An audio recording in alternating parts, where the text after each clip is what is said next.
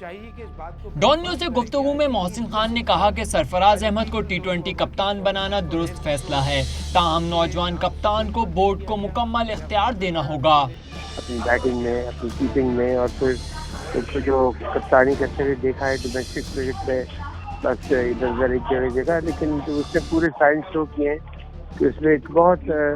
अच्छा कप्तान छुपा हुआ है। साबिक कप्तान राशिद लतीफ़ ने कहा कि सरफराज अहमद को T20 के साथ वनडे टीम का कप्तान भी मुकर्रर किया जाना चाहिए। आज पाकिस्तान क्रिकेट बोर्ड ने जो कप्तान बनाया है T20 का सरफराज अहमद को, हालांकि हमारा एक ही मैच है 2016 में, सिर्फ एक मैच है T20 का, तो इसका मतलब है पाकिस्तान क्रिकेट बोर्ड ने डैमेज को कंट्रोल करने के लिए बना दिया गया है और इससे सरफराज को भी नुकसान होगा। साबिक कप्तान सलीम मलिक और आकिब जावेद ने भी सरफराज अहमद को कप्तान मुकर्रर किए जाने को अच्छा फैसला करार दिया।